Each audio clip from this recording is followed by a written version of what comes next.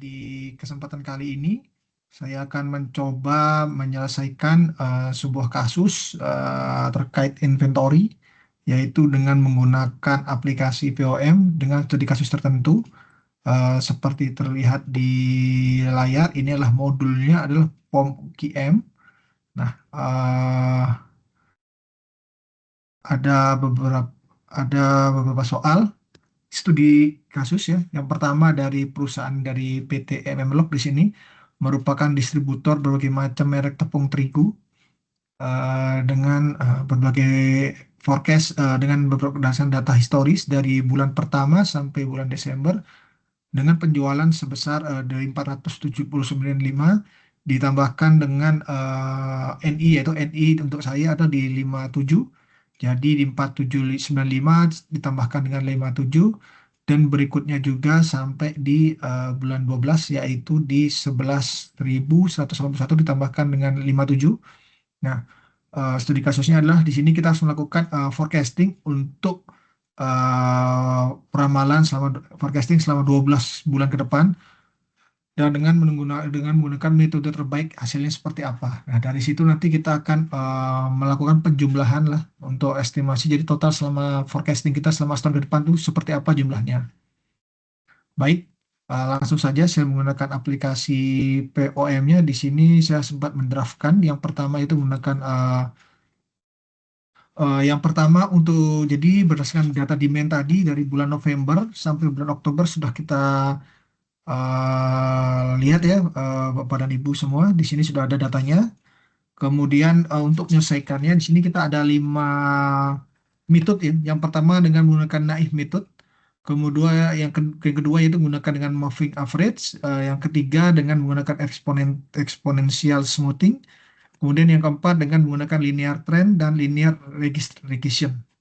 Yang pertama saya akan coba tunjukkan dengan naif method, di mana di sini sudah ada data-datanya. Nah, kenapa data ini bisa muncul? Mungkin nanti tata cara pengisiannya seperti yang ada di sini. Di slide yang ada ini ada 5 tadi. Tata cara pengisiannya seperti ini ya, Bapak dan Ibu semua. Tinggal nanti kita pilih modulnya adalah modul forecasting. Nanti tinggal di input data-datanya seperti yang di sini. Nah, sehingga diperoleh datanya seperti inilah. Kemudian kita lanjutkan dengan solve. Nah, di sini diperoleh datanya forecastnya seperti berikut. Untuk next print-nya di 11.238.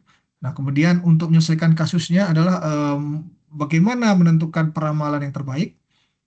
Tentunya kan dengan error yang makin sedikit ya. Nah, di sini sudah ada data errornya adalah standar errornya di sini di 2462. Nah, untuk detailnya bisa kita pastikan dengan menggunakan detail dan error analysis. Nah, yang pertama adalah dengan menggunakan metode yang pertama, naif method.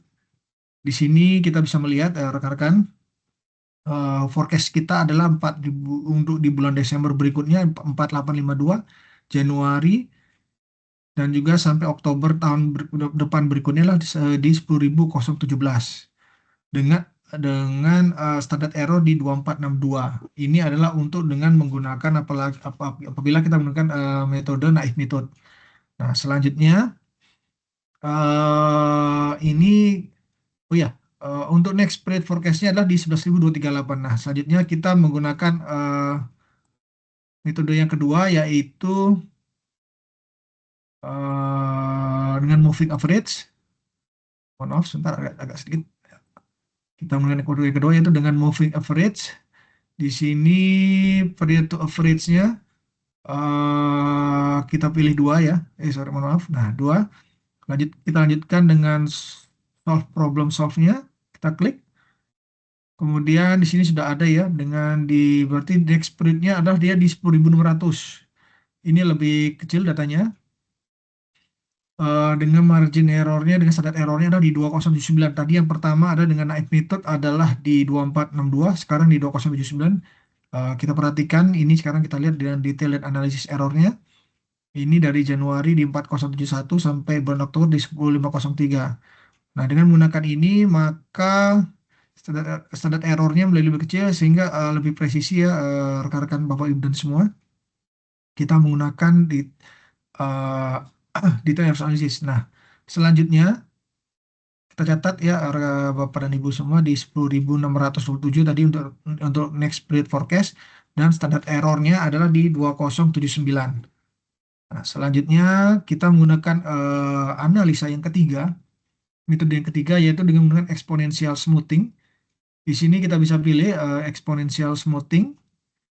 Kemudian demand-nya sudah ada rekan-rekan ya. Kita tinggal pilih solve-nya dan kita jalankan detail error dan analisisnya. Nah, di sini terlihat Bapak dan Ibu semua dari Desember forecast-nya tetap di 4852, begitu juga sampai di Januari 4071,5, kemudian di Februari 4574, 6801 sampai dengan di Oktober itu 10.149. Di mana di sini standar error-nya menjadi lebih agak meningkat kembali. Yang tadi dengan moving average kita dapatkan di 2079, Bapak Ibu. Sekarang kita mendapatkan untuk standar errornya berada di 2220. Tadi 2079. Sekarang menjadi ada kenaikan di sini ya. Buat Bapak dan Ibu, tolong dipastikan ini ada kenaikan. Nah, sekarang kita lanjut dengan metode yang ketiga. Metode yang ketiga yaitu dengan menggunakan linear trend. Di sini kita memilih dengan trend analisis yaitu regress over time. Ya, kita lakukan solve dengan data yang sudah ada tadi. Di sini keluar data forecast-nya ya Bapak dan Ibu. Kemudian kita bisa lihat juga dengan detail dan error analisisnya. Untuk pendetailannya seperti apa. Di sini Bapak dan Ibu bisa melihat bahwa forecast kita untuk November berikutnya di 4694, 5355,31. Kemudian untuk bulan Januari berikutnya di 6016 dan 6676, dan berikutnya selanjutnya sampai di Oktober di 11.963. Nah, untuk period next forecast-nya ada di 12.000 dengan standar error di sini adalah 1430,14 ya Bapak Ibu. Nah, di sini untuk errornya menjadi lebih kecil kembali, yang mana tadi masih di angka 2000-an, dari 2400 menjadi 2079, kemudian naik lagi ke 2200, sekarang sudah di 1400 ya Bapak dan Ibu untuk standar errornya. Jadi ini bisa dikatakan bahwa lebih presisi kembali untuk forecast-nya. Nah, selanjutnya kita menggunakan yang kelima, kita edit dulu. Lanjutkan kita pilih yang kelima yaitu dengan linear regression. Kita bisa pilih di sini least square. Nah, di sini kita tinggal solve kan. Dan kita pilih pada ibu detail error analisisnya. Nah, di sini juga sama untuk standar errornya adalah di 1430,14, dan ini sama dengan di metode yang keempat tadi linear trend. Kemudian untuk forecast-nya juga ini sama persis dengan di metode linear trend. Nah, seperti itu.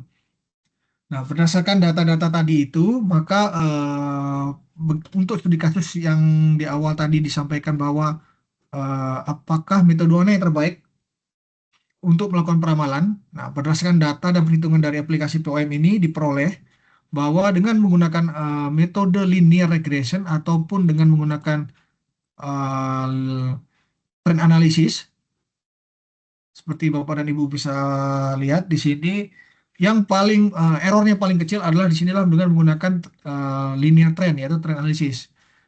Nah, di sini kita bisa lihat kembali buktinya dia lebih kecil untuk standar errornya, kemudian untuk grafnya, untuk gambar grafiknya kita bisa lihat ya Bapak dan Ibu semua.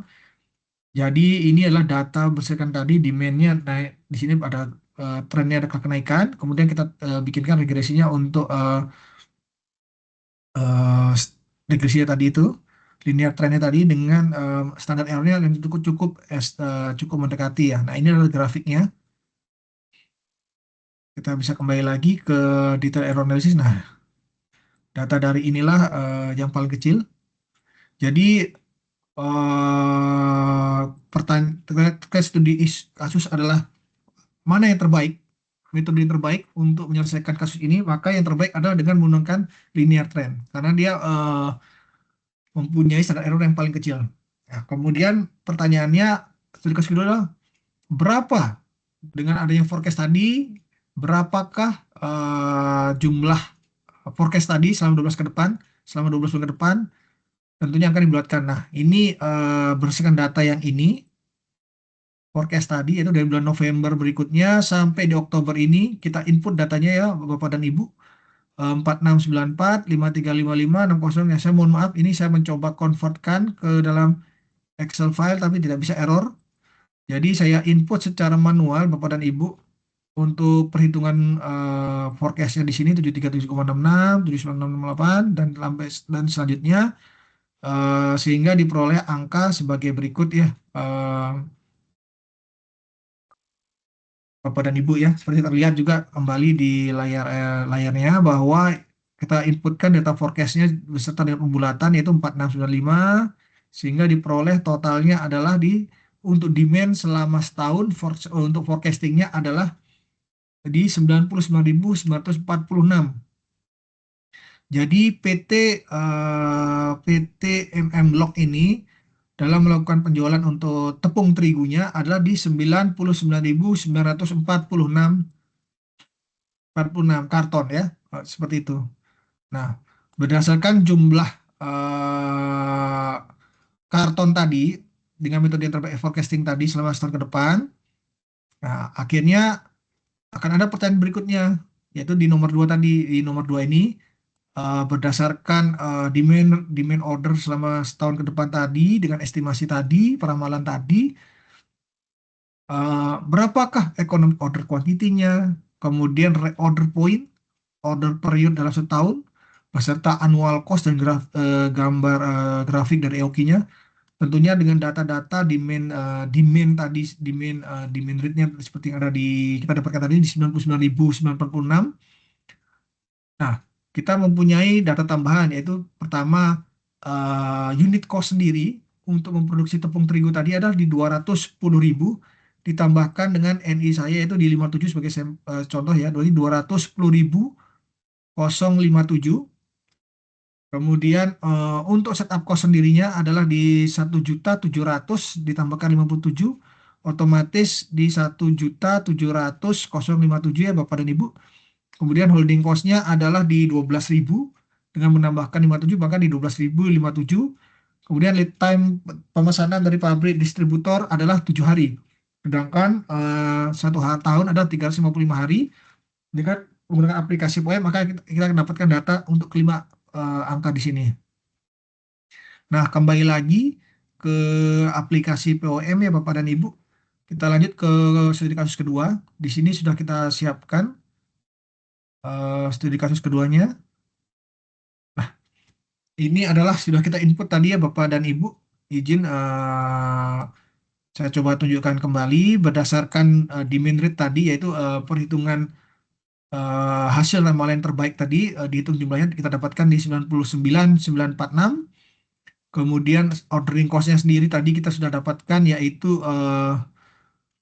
di 1.700.000 ditambahkan 57.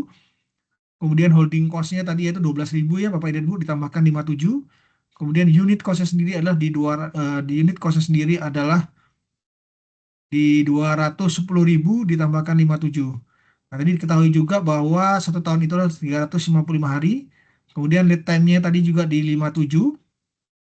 Ya, lead time-nya di 7 hari. Nah, data-data ini sudah kita input ya Bapak dan Ibu. Sorry, maaf. Ya, tentunya tadi kita memilih modul inventory yang kita pilih ya.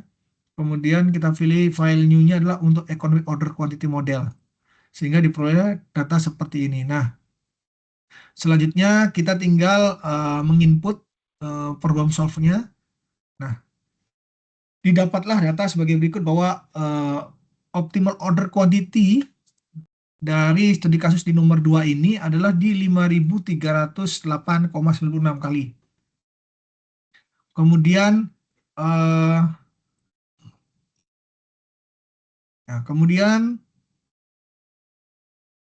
terkait reorder point, di sini bisa terlihat ya Bapak dan Ibu, reorder point-nya sendiri adalah di 1.970,77 unit ya.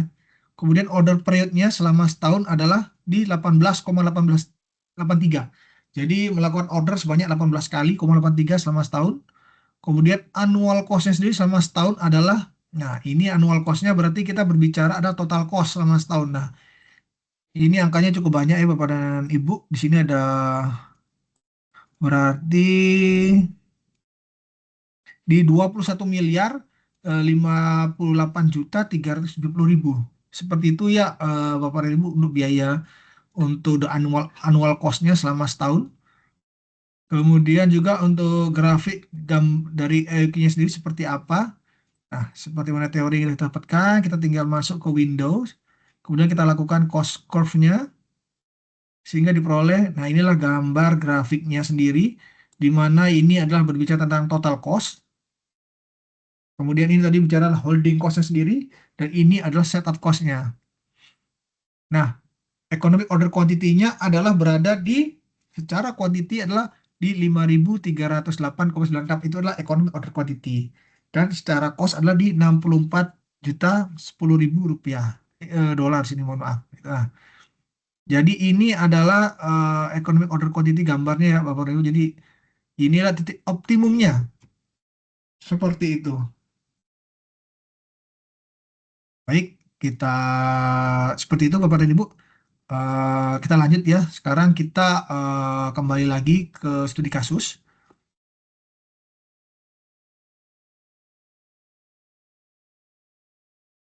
Kembali lagi kita ke studi kasus. Sorry. Nah, studi kasusnya. Nah, tadi kita yang pertama kita sudah dapatkan ya bagaimana terkait forecasting. Kemudian what is the best method untuk mengkalkulit terkait forecastingnya. Kita sudah dapatkan tadi dalam bentuk demand tadi ya, demand rate ke depan seperti apa. Kemudian berdasarkan demand rate tadi, kita juga bisa melakukan menghitung economic order quantity selama setahun ke depan itu seperti apa. Ada order point termasuk juga annual cost-nya beserta gambarnya di studi kasus nomor 2 ini ya. Nah, selanjutnya terkait nomor 3, studi kasus ketiga, yaitu berdasarkan data dari forecasting tadi, kemudian berdasarkan economic order quantity. Nah, di sini kita memperoleh data bahwa tambahan bahwa apabila kita melakukan pembelian, ada tawaran diskon dari distributornya nih apabila kita membeli 14.000 karton sampai dengan 28.900 karton. Di sini ada tambahan diskon sebesar 7%. Kemudian ada tambahan lagi yaitu apabila kita di atas 29.000 maka kita dapat tambahan diskon lagi sebesar 12%. Kemudian juga ada data lagi bahwa holding cost-nya adalah 0,75% dari unit cost. Nah, eh, pertanyaannya dengan adanya tambahan diskon ini, optimum order tadi, yaitu economic EOQ tadi, optimal order tadi berapa dengan adanya diskon tadi. Nah, jadi yang studi kasus yang kedua tadi tanpa adanya diskon dengan beberapa quantity tadi. Sekarang dengan adanya diskon di quantity tertentu, bagaimana optimal ordernya? Kemudian annual cost-nya selama setahun seperti apa? Nah, grafiknya seperti apa? Nah, ini juga bisa dapat kita dapatkan ya Bapak dan Ibu dengan menggunakan aplikasi POM lagi. Nah, sekarang kita kembali ke aplikasi POM-nya Bapak dan Ibu. Kita lanjut ke POM-nya, opsi satu. Kemudian perlu kita perhatikan dulu Bapak dan Ibu ya. Studi kasus yang ketiga ini. Jadi menghitung EOQ-nya, menghitung optimum ordernya. Jadi kita dapatkan di demand rate tadi masalah berdasarkan forecasting tadi sudah ada. Kemudian di nomor studi kasus kedua sudah ada juga terkait setup ordering cost-nya sudah ada. Holding cost-nya ini kita dapatkan Bapak dan Ibu 157.000 ini dari di sini ya 0,75% per tahun dari unit cost. Kita inputkan ya holding cost-nya di sini. Nah, kemudian nah kita input datanya ya 1 sampai 14.499. Maka di sini adalah tanpa ada diskon tadi ya di 210.057 dari unit cost-nya. Kemudian ada range pertama yaitu range kedua sorry yaitu dari dia 14.500 sampai 28.900. Nah, di sini oh, sorry, saya coba tunjukkan di opsi kedua dulu. 28.900. Ya, di sini ada 28.900 ya Bapak dan Ibu dengan diskon 7%. Nah, diskon 7% berarti angkanya yang semula adalah di 210.057, jadi berada di 195.353. Selanjutnya, data yang ketiga kita punya adalah di sini ada jeda ya, 28.900 ke 29.000. Otomatis kita input di 28.901 sampai ke 28.999 di bawah ini ya. Dengan tanpa diskon karena di sini tidak ada keterangan diskon di sini. Nah, kemudian yang keempat, baru kita masukkan range keempat yaitu di atas 29 sampai tak terhingga karena ada diskon 20%. Nah, diskon 20% ini menyebabkan angka dari unit costnya sendiri menjadi 184.850. Nah, kita coba jalankan ya, Bapak dan Ibu, kita solve kan. Nah, di sini mohon maaf, Bapak dan Ibu, ternyata aplikasinya tidak bisa karena ada kenaikan harga di range nomor 2. Ya ini di 14.500 ke 28.000 range kedua ada kenaikan, yaitu pertama 210.000 turun ke 195, kemudian di range 28901 ini sampai 2899 ini ada kenaikan angkanya di sini price-nya range-nya naik lagi. Nah, ini tidak bisa kita lakukan. Padahal tadi dari soalnya ada tiga range di sini. Pertama di bawah 14.500, kemudian yang kedua ada 14.500 sampai ke 28.900, kemudian 28901 ke 2899 ini tidak ada di sini. Kalau kita taruh angkanya adalah angka yang naik lagi, ini ada kenaikan. Nah, oleh karena itu kita asumsikan ya Bapak dan Ibu di sini adalah bukan 28.900, tetapi adalah 28.999. Nah, kita coba menggunakan opsi yang pertama tadi. Nah, kita asumsikan, kita rubah sedikit ya. Jadi di sini adalah bukan 28.900 karton, tetapi 28.099. Kemudian di atas dari 29.000 sampai ke atasnya adalah diskon di 12% yaitu di 144.000. Nah, data ini kita lakukan problem solve-nya untuk mendapatkan optimum ordernya ya. Nah, di sini kita dapatkan Bapak dan Ibu untuk optimum order, annual cost dan grafiknya ya. Nah, kita tarik ini kembali. Nah, untuk optimal order quantity-nya sendiri adalah di 14.500 sebenarnya Bapak dan Ibu. Berarti bukan di 28.000, berarti tetap di 14.500 ya. Kemudian dengan annual cost-nya ada di, mohon maaf nih, tarik. Ada di 20